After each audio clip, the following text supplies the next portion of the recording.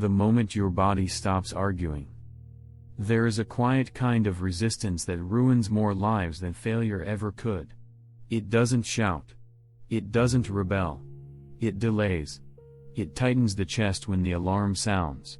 It adds weight to the limbs before movement begins. Most people mistake this feeling for laziness, or fear, or lack of will. They spend years trying to conquer it with motivation. They never notice that the fight itself is the problem. You see it in ordinary mornings. A man sits on the edge of his bed, shoulders slumped, eyes unfocused. The room is cold.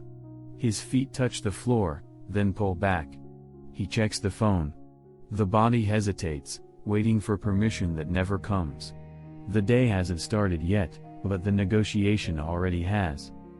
Modern thinking praises effort. Push through. Override yourself. Force action.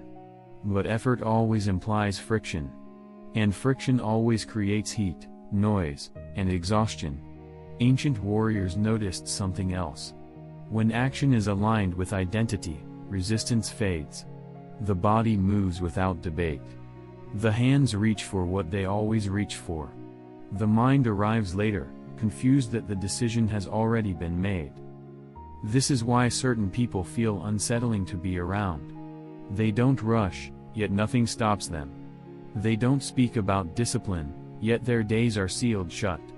When something must be done, it happens. Not heroically. Not dramatically. Just cleanly. If you are honest, you already know where your resistance lies. Before you go further, write one action you keep negotiating with yourself about. One sentence only. No explanation. Just the action. The first morning you lose the argument. He wakes before the alarm. Not fully rested. Mouth dry.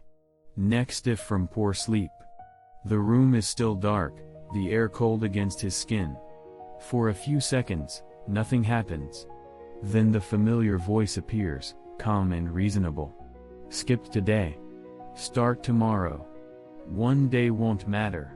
His body stays still while the mind builds its case. This moment repeats itself across years. Different beds. Different goals. Same pause. He sits up, feet dangling above the floor, feeling the dull ache in his lower back. The phone lights up in his hand. Notifications scroll past. Somewhere else, other people are already moving. The comparison adds weight to his chest, but not enough to move him. He is not failing yet. He is negotiating. In another place, at the same hour, someone else kneels on a cold floor.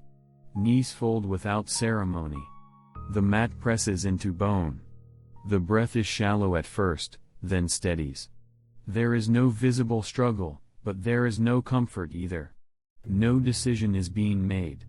The body follows a pattern laid down long ago. The mind arrives late and finds nothing to argue with. This difference isn't talent. It isn't confidence. It's not even discipline in the way people like to talk about it. It is the absence of choice. When choice disappears, resistance has nowhere to gather. There is no internal debate because there is no internal court. Action begins before language forms. You can feel when this hasn't happened yet. The shoulders tense before simple tasks. The jaw tightens when a routine approaches. Even success feels heavy because it was dragged into existence. Others notice it too. They watch you hesitate. They fill the silence with advice, jokes, or quiet doubt. Social friction builds, not from your failure, but from your inconsistency. The first sign of change is subtle. One morning, the body moves a few seconds earlier than usual. Feet touch the floor before the mind finishes its excuse. The floor is cold. The resistance is still there, but it's late. That lateness matters. The chain hasn't been broken. This is where most people turn back. They mistake resistance for a signal. They believe that discomfort means something is wrong. They don't see that resistance is simply the echo of an identity that hasn't caught up yet. And until that gap closes, every morning will feel like a small betrayal waiting to happen, when negotiation becomes a daily ritual. Resistance doesn't announce itself as fear. It arrives as reason. It shows up dressed as maturity, flexibility, balance. The body feels heavy, but the language in the mind is polite. Just adjust today. Be smart. Don't be rigid. The shoulders loosen as the excuse settles in, and the moment passes without conflict. That is how the ritual survives. You can watch it happen in small motions. The hand reaches for training clothes, then stops. Fingers hover, then turn toward something easier. The chair creaks as weight sinks back into it. The room is quiet, but the internal noise increases. A faint pressure builds behind the eyes. Nothing dramatic. Just enough discomfort to avoid action. Others in the room sense it too. They offer sympathy without being asked. That sympathy locks the pattern in place. Negotiation feels humane. It feels kind. But it repeats. Every morning, the same internal meeting convenes. The same arguments are made. The body listens, waiting to be told what it already expects. Over time, the body learns something dangerous: action is optional. Once that lesson settles into muscle and breath, resistance no longer needs effort. It becomes automatic. There is another cost people don't name. Each negotiation leaves a residue. The jaw stays tight longer than necessary. The breath remains shallow. Even when nothing is demanded, the body feels braced, as if another argument might begin at any second. This is why rest doesn't restore some people. They never stop debating themselves. In disciplined spaces, this behavior looks strange. In a dojo, no one asks how they feel before kneeling. The floor is cold every day. Knees press down anyway. The belt is tied the same way, fingers stiff in winter, damp in summer. There is no audience for internal weather. The social signal is clear: arrive ready, or don't arrive at all. The body adjusts faster than the mind. This is where friction appears. Friends laugh and say you've become inflexible. Invitations slow down. People preface requests with apologies, knowing you won't bend. That tension isn't a problem. It's evidence. Your identity is becoming predictable, and predictability unsettles those who rely on negotiation to feel free. Resistance doesn't disappear through force. It dissolves when it's no longer rewarded with attention. When negotiation stops being part of the routine, the body begins to trust the pattern. And once trust forms, the next morning feels different. Not easier. Quieter. As if something that used to argue has finally gone silent, waiting to see what replaces it, the point where choice quietly dies. At first, nothing feels different. The morning still arrives heavy. The air still bites the lungs when you stand. The body still registers fatigue before movement. But something has shifted beneath awareness. When the feet hit the floor, they don't pause to check in with the mind. They move because they always have. The ritual begins before permission is granted. This isn't strength. The legs still feel dull. The shoulders still resist the first motion. Fingers are stiff, clumsy, slow to warm. But there is no audience for these sensations anymore. No inner council gathers to interpret them. The body performs its small duties in silence. Others in the house notice the absence of hesitation. Doors open and close the same way every morning. Light switches click on without drama. The predictability feels foreign at first. Most people collapse at this stage because they expect relief. They think removing choice should feel empowering. It doesn't. It feels narrow, constraining, almost disappointing.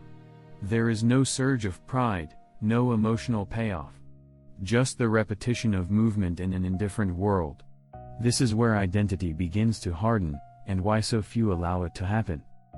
You see the difference in environments built around pre-decided action.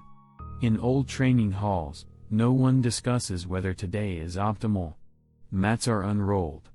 Windows are opened. The body adapts to the temperature without complaint. Social friction is immediate for anyone who hesitates. Not through punishment, but through contrast. Others are already moving. Your delay becomes visible. Outside those spaces, the pressure comes from a different angle. People ask why you're so strict. Why you don't relax. They joke about obsession. Their tone is light, but the message is clear. Your lack of negotiation reflects their own. The body senses this too. A slight tightening in the chest during conversations. A calm refusal forming before words appear. This is where resistance tries one last strategy. It reframes itself as identity loss. If you stopped choosing, who are you? The question lingers while the body keeps moving. Breath deepens. Muscles warm. The rhythm establishes itself. The question receives no answer, and eventually fades from relevance. Something important happens when this silence holds. The body begins to trust the environment you've built. It stops preparing for argument.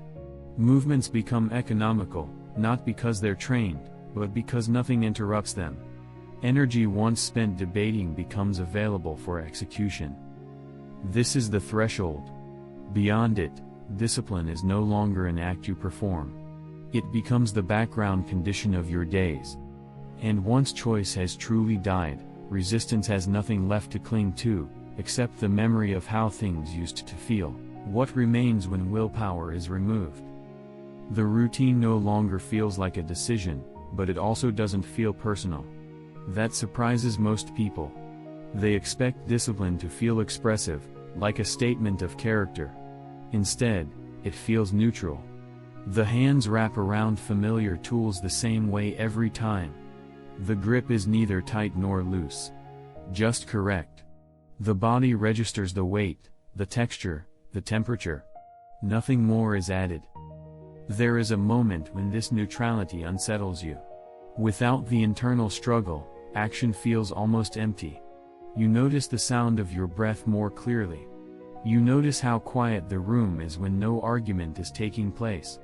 The silence presses lightly against the ears. Some mistake this for boredom. Others mistake it for loss of meaning. They abandon the routine to feel something again. In disciplined environments, this phase is protected. The repetition continues whether emotion shows up or not.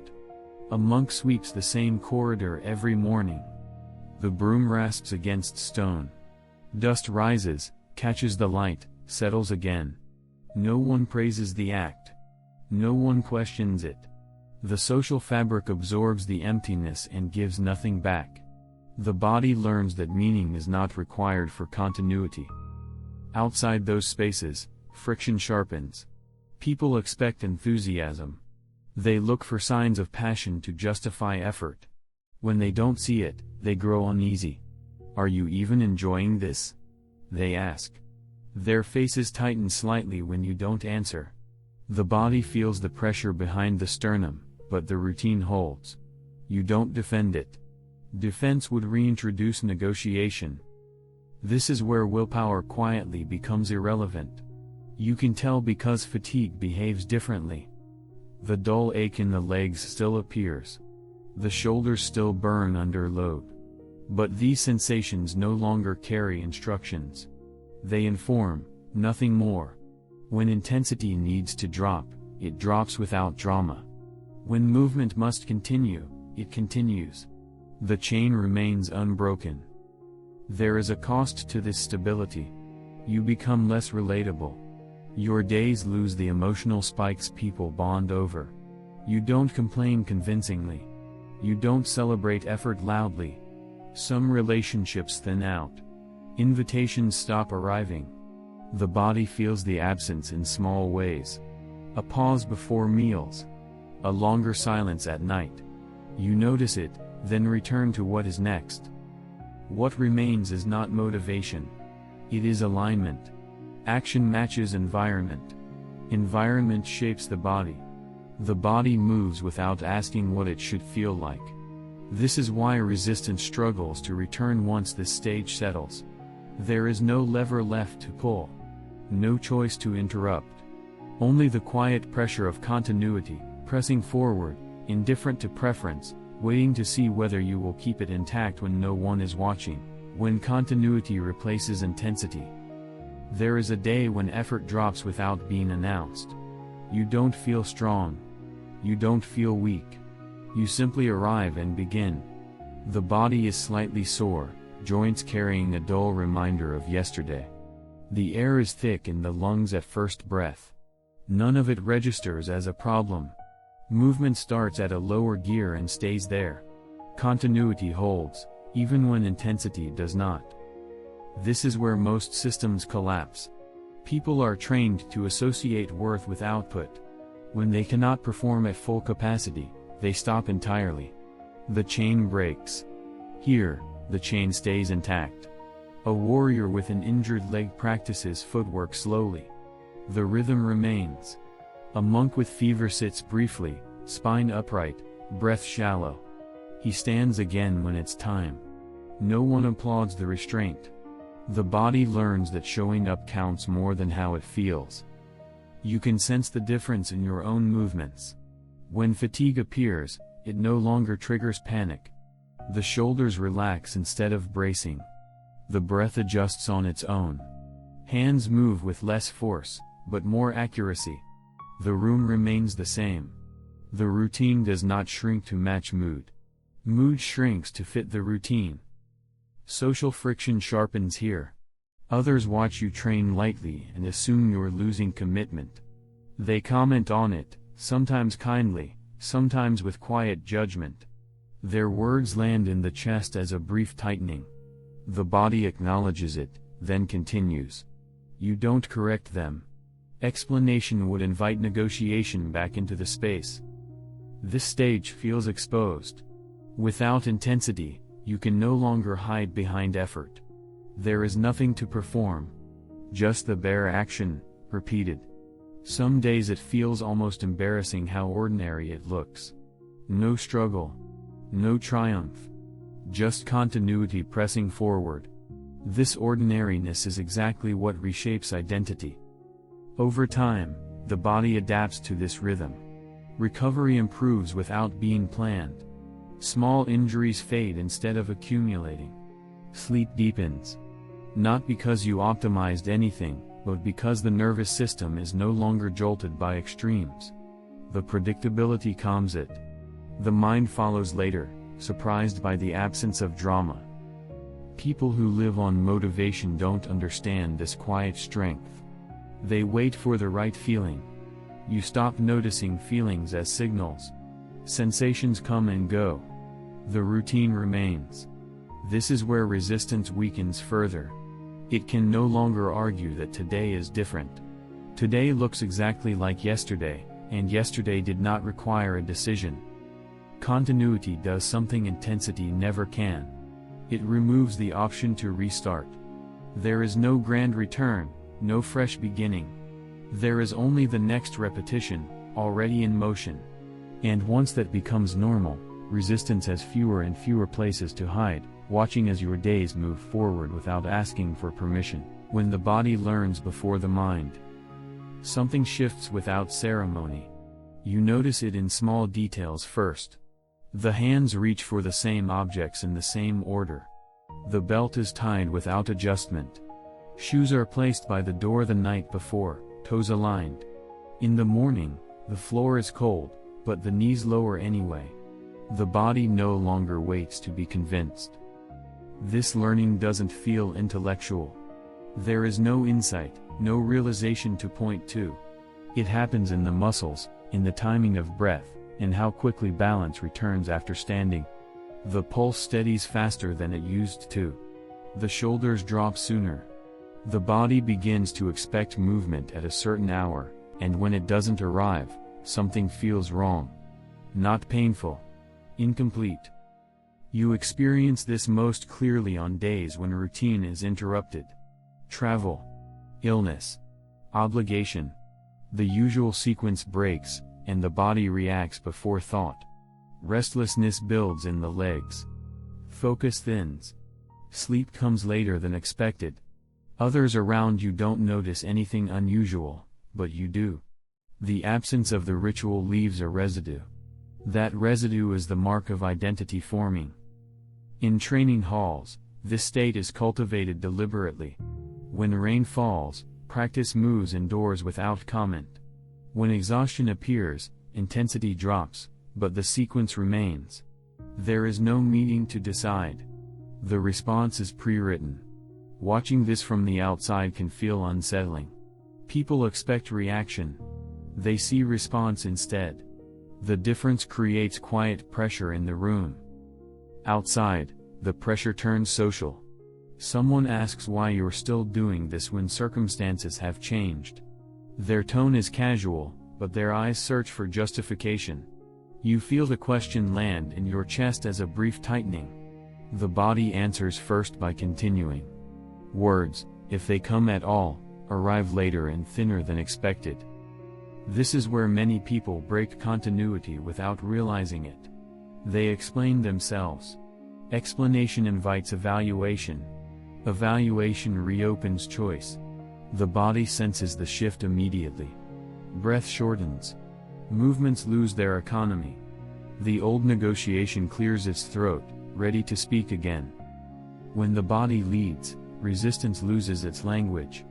Sensations still appear. Fatigue, stiffness, reluctance. But they no longer dictate behavior. They are data, not commands. The system adjusts without argument. Shorter session. Slower pace. Same start. Same end. The chain remains intact. Over time, others begin to adapt to this predictability. They stop asking certain questions.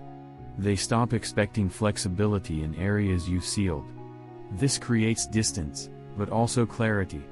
The body feels the narrowing of options as a kind of relief. Fewer decisions. Fewer explanations. Fewer openings for resistance to return.